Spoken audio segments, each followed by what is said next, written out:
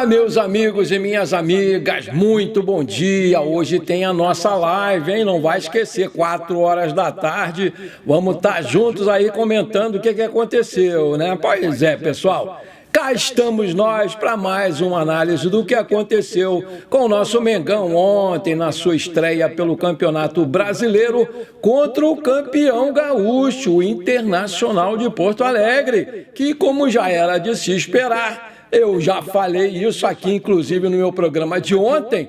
Eles vieram numa retranca fundamental, fenomenal, aquele ônibus parado na frente da zaga.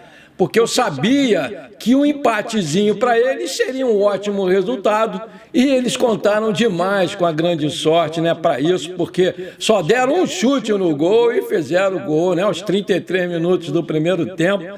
Num erro clamoroso de marcação do nosso time, né? A nossa defesa deu mole e o Bruno Henrique deles pegou bem de primeira, né? E mandou lá no cantão direito do nosso goleirão, cantão direito aqui do nosso goleirão Rossi, que não pôde fazer nada, né? A bola foi lá no cantão. O Flamengo mesmo não jogando aquilo que a gente sempre está esperando do time, até que não fez um primeiro tempo tão ruim assim, na minha opinião. Eu estou vendo todo mundo malhar aí, mas eu não achei. Porque terminou com 58% de posse de bola e com 3 finalizações a gol contra apenas uma deles, justamente a que eles foram lá e fizeram o gol que fechou o placar aí no primeiro tempo de 1-0. Aí veio o segundo tempo e o time veio mais disposto, veio mais ligado, né? Veio mais, né, com vontade. E num chute do Michael dentro da área, a bola sobrou para o Léo Pereira ali empatar a partida aos 8 minutos. Logo em seguida, né, aos 9, o Luiz Araújo teve a grande chance do jogo também, mas se apavorou e mandou lá na rua, deu um bicão lá na rua. Aos 10, a grande chance do jogo também esteve nos pés aí do nosso querido Juninho, que recebeu um ótimo lançamento de 50 metros lá do Léo Ortiz, penetrou na saída do goleiro, tocou no canto, mas levou um tremendo azar. A bola caprichosamente bateu na trave esquerda e foi para fora. Poderia ter batido na trave e entrado, né? Mas bateu e foi para fora. Inclusive, ele falou isso na entrevista dele na saída. Incrível a chance perdida pelo Juninho, mas levou azar no lance e o que vai fazer? A vida que segue. O Internacional ele continuava todo retrancado, fazendo muitas faltas. Até ali já tinham sido 12 faltas contra 4 apenas do Flamengo. O jogo estava muito picotado, muito faltoso, né? E o juiz deixava correr solto o jogo, porrada para tudo quanto é lado, e o juiz nem olhava. Aos 11, o Felipe Luiz fez 2 mexidas, colocou o Plata no lugar do Luiz Araújo, que não estava bem, e o Cebolinha no lugar do Michael, que também não estava bem. E o time ganhou em velocidade, né? E continuava a encurralar o time do Inter naquela retranca, nossa, aquela retranca do morcego, e não sabia mais o que fazer para não tomar o gol da virada. Continuava fazendo faltas e o panorama do jogo não mudava, minha gente. Era ataque contra a defesa toda hora. Estava até dando pena dos caras da defesa do Internacional. Aos 14 minutos, o Pulgar bateu bem um escanteio e o Alexandro, de cabeça para trás, quase marcou, né? Até aquele momento ali, no segundo tempo, o Flamengo já tinha dado 5 finalizações contra nenhuma deles. Isso aí só no segundo tempo. O Rossi era um mero espectador, né? No total, foram 11 finalizações do Flamengo contra apenas 3 deles durante o jogo até aquele momento. O Flamengo era superior em tudo. Com as mexidas, né, o Mengão encaixou a marcação e continuou na pressão incessante pelo seu gol de virada, mas a bola não entrava, a bola não queria entrar. Aos 17, o Wesley deu uma arrancada sensacional, o moleque é bom de bola, e tocou lá para o Cebolinha, que também quase marcou um belo gol. Aos 18 minutos, para variar, o nosso querido Pulgar, que vinha fazendo uma boa partida, levou aquele amarelinho para casa, porque ele gosta de amarelinho. No primeiro jogo já está com 1. Aos 21, o Bruno Henrique quase marca um daqueles golaços que a gente conhece bem, que ele sabe fazer. Ele tentou encobrir o goleiro e quase ele marca, né? Aos 26, o Felipe Luiz colocou o garoto Wallace, bom garoto esse menino, hein? No lugar do Bruno Henrique, que sentiu o cansaço, estava voltando de contusão, né? E pediu para sair. O garoto entrou muito bem, obrigado, com a corda toda. E aos 28 minutos, numa bela jogada, quase que ele vira aí o placar. Quase que ele solta aí um golaço. Aos 32, o Plata bateu uma falta também, que eu, o narrador, todo mundo aqui em casa, todo mundo no Maracanã gritou o gol, né? Mas a bola, infelizmente, bateu na rede pelo lado de fora. E a pressão continuava, mas a bola não queria entrar de jeito nenhum. Brincadeira, estava benzido aquele negócio ali. E aos 42 veio o lance que me preocupou mais. O Léo Pereira se chocou violentamente, né, com o jogador do Inter, joelho com joelho, saiu de campo mancando muito, né, tentou voltar, mas não conseguiu, se queixando de dores, ele saiu e o Ayrton Lucas entrou no seu lugar e o Matheus Gonçalves entrou no lugar do Juninho. E o panorama não mudou nada, continuava o Flamengo tentando e os caras se defendendo. Flamengo atacando e o Inter se defendendo. E aí veio o final da partida, né? Aí o negócio ficou meio chato, aquele empatezinho sem vergonha, né? Deixou todo mundo frustrado, porque eu sei que não foi uma estreia dos sonhos. Mas eu gostei da movimentação do time, né? Foi bastante clara a falta que o Arrascaeta e o Gerson fizeram. Meu Deus do céu, que falta! Um empate dentro de casa para mais de 48 mil presentes nunca vai ser um bom resultado, vamos combinar. Mas a gente estava jogando contra um time campeão e que estava invicto há 12 jogos, né? O Flamengo estava invicto há 13 jogos. Não perde no Maracanã há 5 meses. E o Internacional, com certeza, comemorou esse pontinho aí ganho. E nós, infelizmente, estamos lamentando aí esses 2 perdidos, né? Foi uma das poucas vezes em que eu vi o time do Felipe Luiz sair perdendo, né? E aí eu disse cá para os meus botões, e agora eu quero ver se o Felipe Luiz tem bala na agulha, se ele tem garrafa vazia para vender, né? Porque para virar esse panorama do jogo aí, eu quero ver como fazia o nosso Jorge Jesus, que quando estava perdendo, entrava no vestiário e o esporro comia solto, e o time voltava a outro. E eu só sei que isso realmente deve ter acontecido. Porque o Flamengo voltou outro para o segundo tempo, mudou da água para o vinho, totalmente diferente, e amassou literalmente o time deles. E por muito pouco mesmo, não virou o jogo. Tremenda injustiça. Esse jogo de ontem serviu aí para mostrar para os dirigentes que o nosso elenco está precisando muito de reforço. Não tem o melhor elenco do Brasil, não.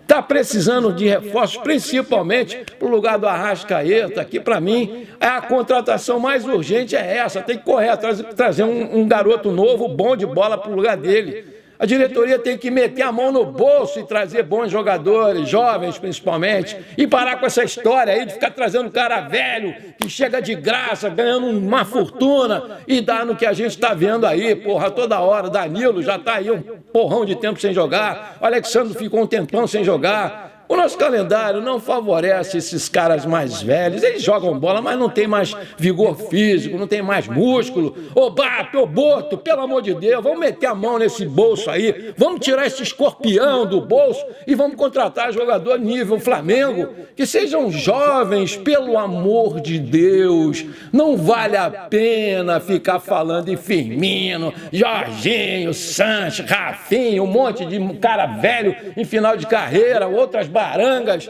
todos eles encerrando com salários altíssimos. Ou então, pessoal, vamos dar mais chance para os garotos da base. Vamos recuperar o Lohan, cara, que o Lohan é um grande jogador. Eu sei que o nego vai me malhar aqui, mas eu não quero saber, é a minha opinião. É um jovem, sabe jogar, eu acompanho a carreira dele, ele tem muito futuro, mas precisa de orientação, porque está com a cabeça para o outro lado, empresário fraco. Felipe Luiz sabe fazer muito bem isso, mas existe aí uma animosidade entre eles que ninguém sabe, ninguém consegue descobrir a origem. E quem perde com isso é o Flamengo, liberando um garoto desse que ganha 300 pau por mês para jogar em sub-20. Vamos dar mais oportunidades para o Matheus Gonçalves, para o Chola, para o Pablo Lúcio, para o Jorge. Tem um monte de gente boa ali. Vocês viram, o garoto entrou aí, o Wallace arrebentou. Não dá para ficar dependendo desses caras mais velhos que não vão aguentar jogar 4 jogos seguidos, depois eles vão abrir o bico e vão ficar fora 1 mês ganhando fácil do Flamengo.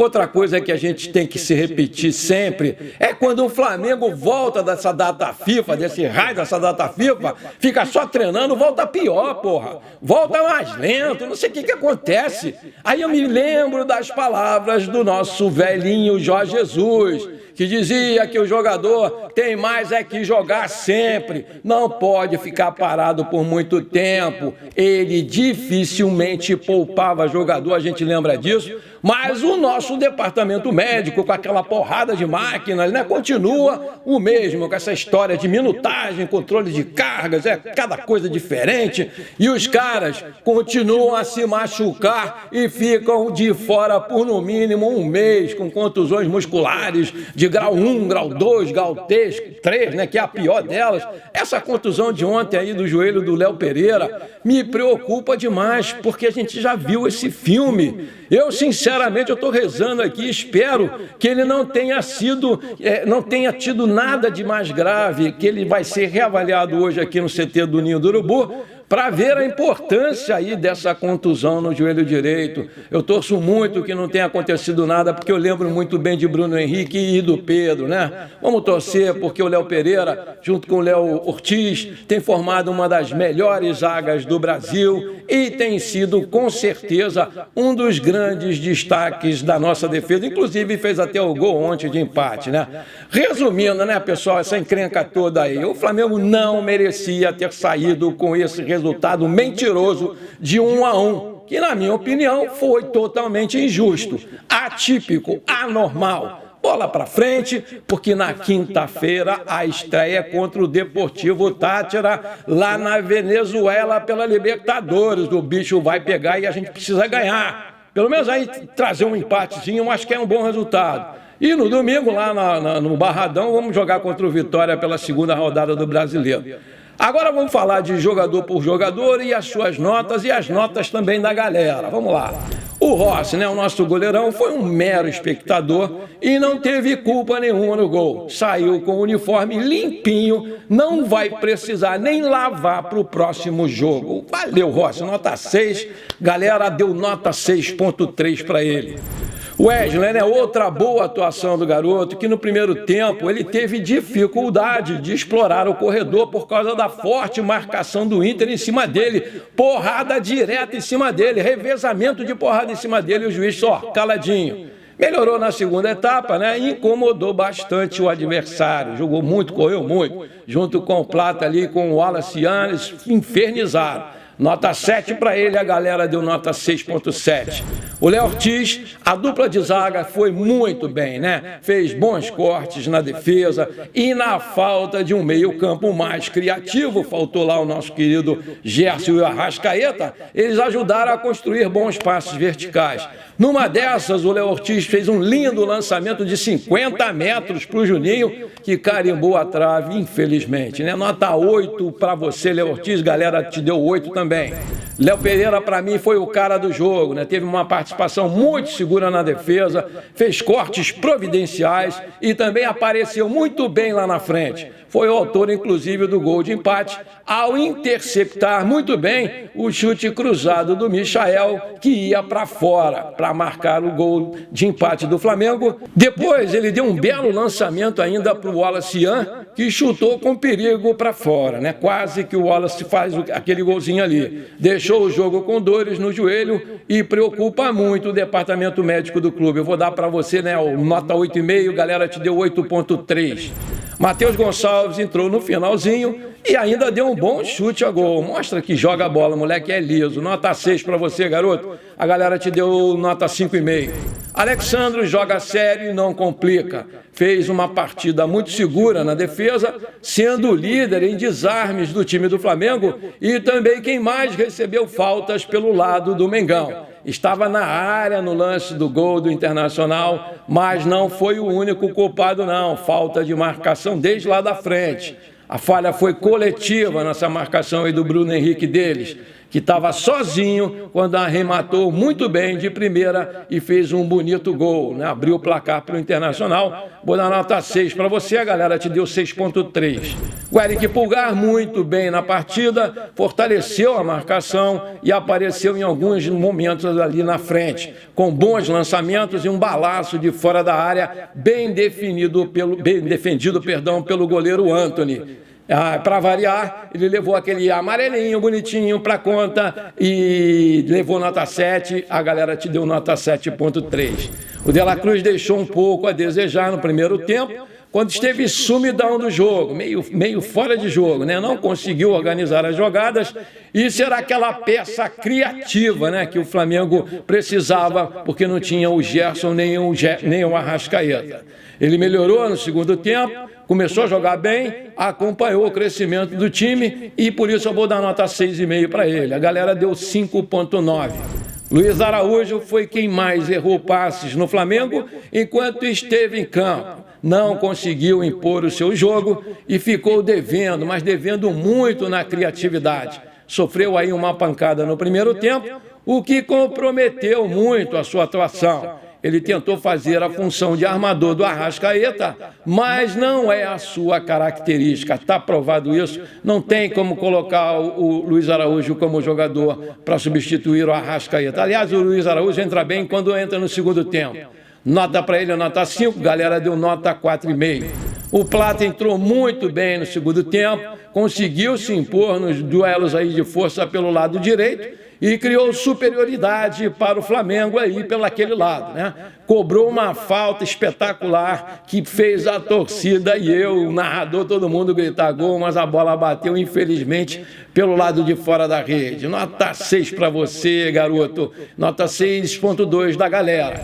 O Bruno Henrique está voltando de contusão, teve dificuldade de se encontrar ali no primeiro tempo, mas apareceu muito bem quando caiu pelo lado esquerdo, ajudando a criar as melhores chances do Flamengo, né? No segundo tempo, quase que ele acertou um belo chute lá colocado, aqueles golaços que só ele sabe fazer, antes de ser substituído. Pediu para sair, né? Estava voltando de contusão e sentiu cansaço. Então, o Felipe Luiz atendeu e colocou o Wallaciano no lugar dele, né? O Wallaciano entrou muito bem, moleque atrevido, tem personalidade, entrou como gente grande no segundo tempo, não sentiu o peso da camisa e criou pelo menos 3 chances perigosas. E também foi muito importante na recomposição tática do time. Nota 7 para você, meu filho. Nota 7,3 a galera te deu. O Juninho, né?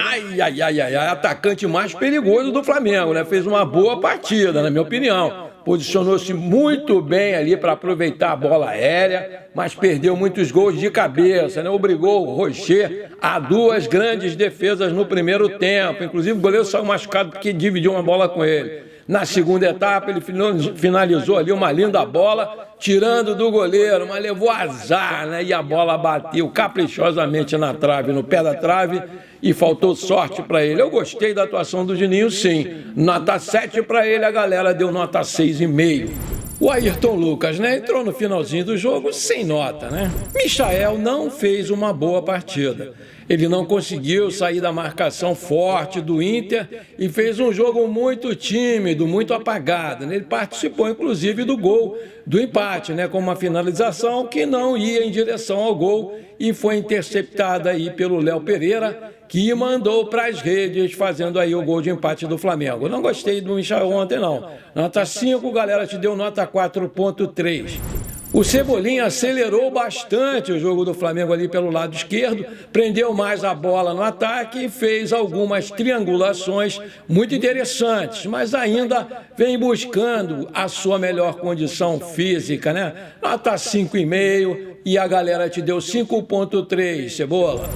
Felipe Luiz, a escalação não funcionou no primeiro momento, né, pessoal? O Flamengo dominando, mas com aquelas dificuldades enormes de vencer aquela grande retranca e marcação ferrenha do Internacional. As mudanças aí do segundo tempo melhoraram bastante o time, né, que criou mais e incomodou o Internacional e só não empatou porque Deus não quis.